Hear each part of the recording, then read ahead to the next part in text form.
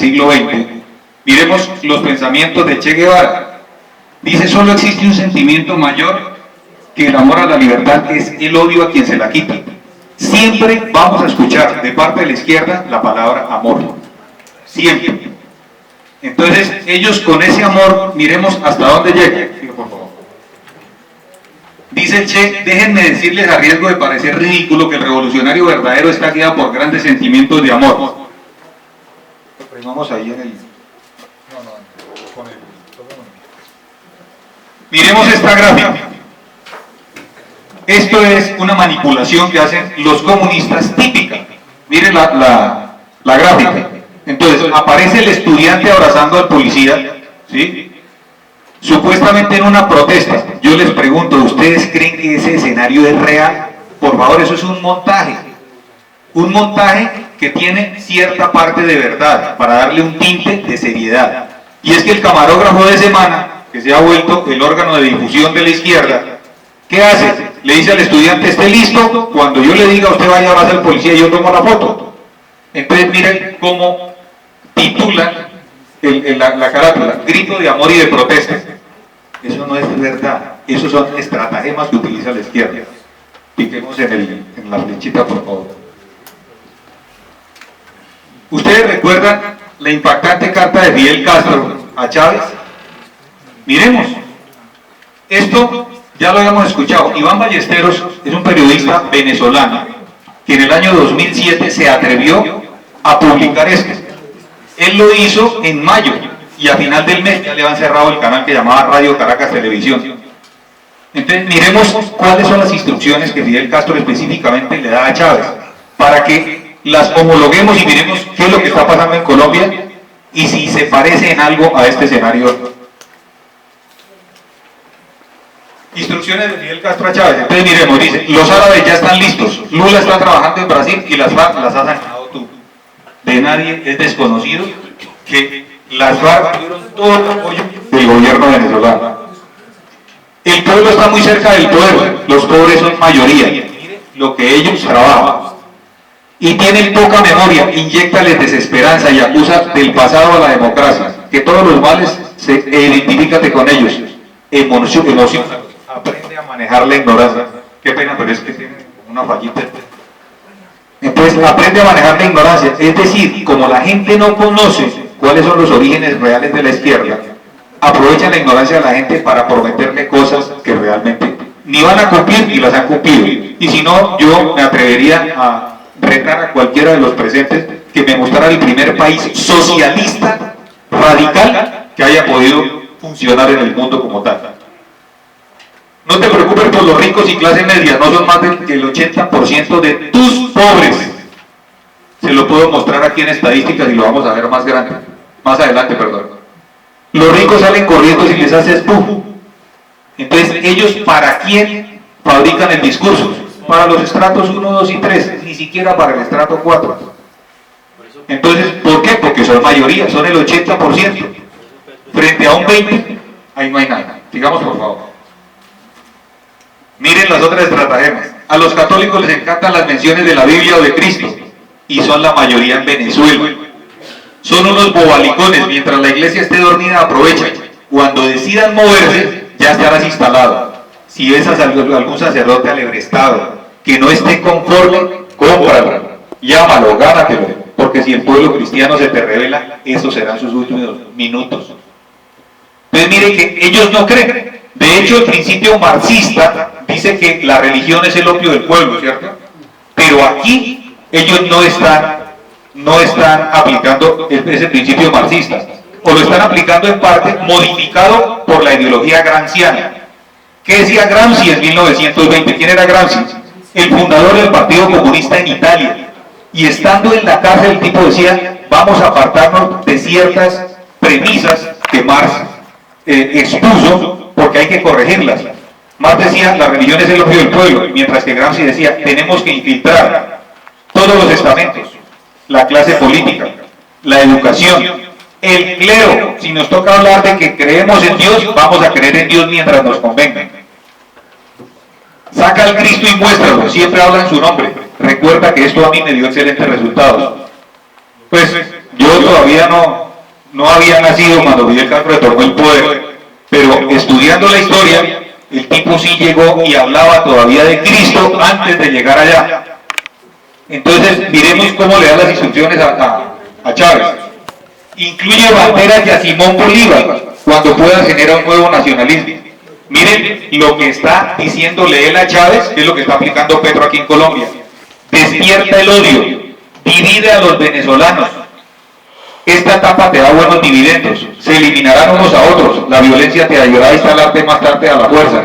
Mientras tanto, háblales de democracia y de constitución. Algo parecido a lo que está en Colombia, idéntico, ni siquiera es parecido, es idéntico. Estas instrucciones también fueron tomadas aquí en Colombia, sigamos.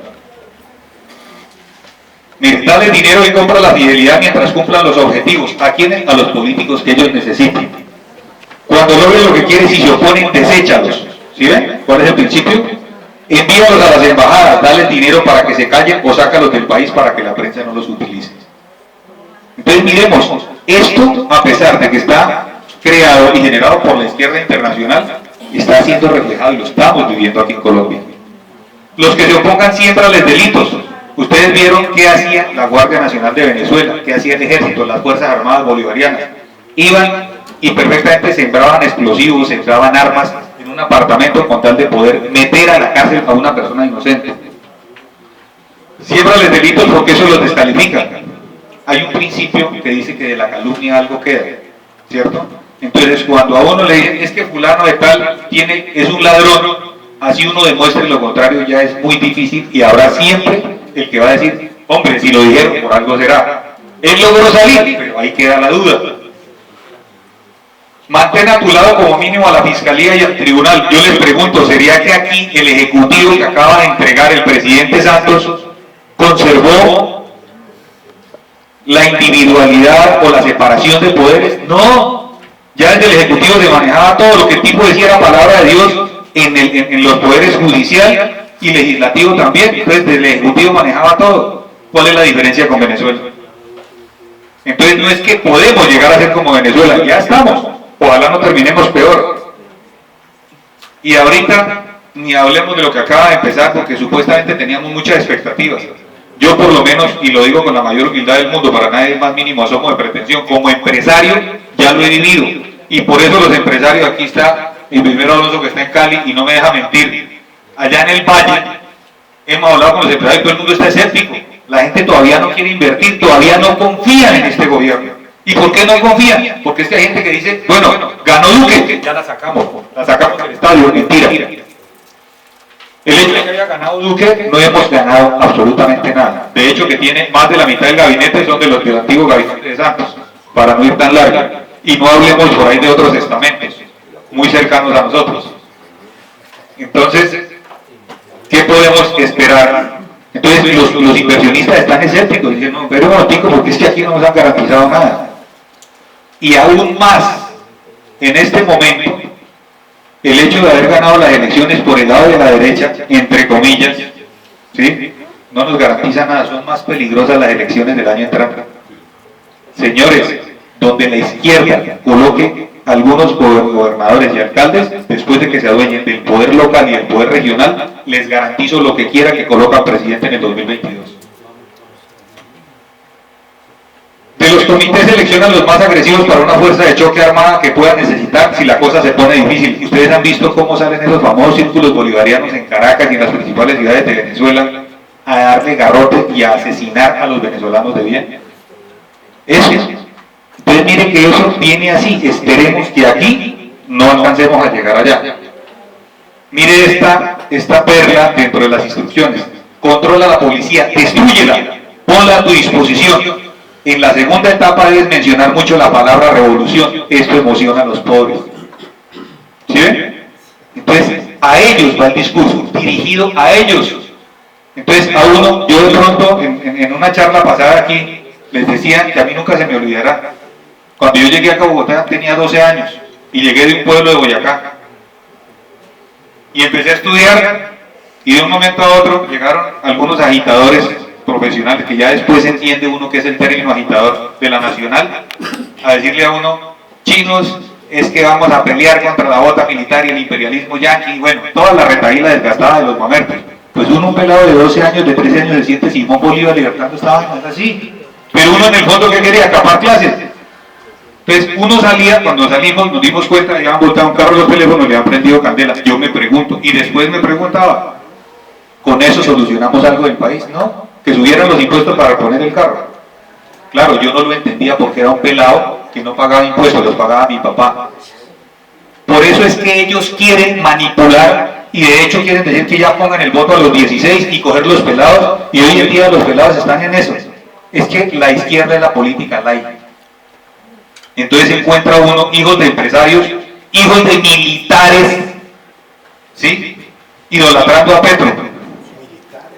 Entonces miremos a dónde vamos.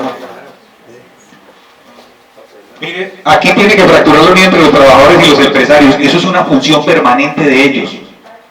En cualquier país normal, mientras las cosas sean justas, ¿qué hace el trabajador? Darle gracias al empresario por mantenerle un trabajo.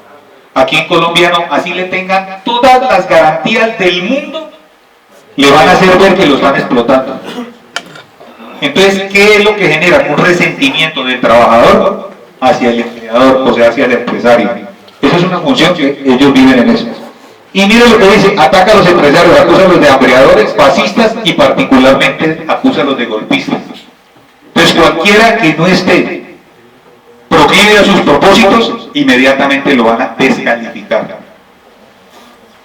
Mire, si no puedes comprar, cierra los medios de comunicación radial, impreso, las televisoras, lo que hicieron con Radio Caracas allá en Venezuela.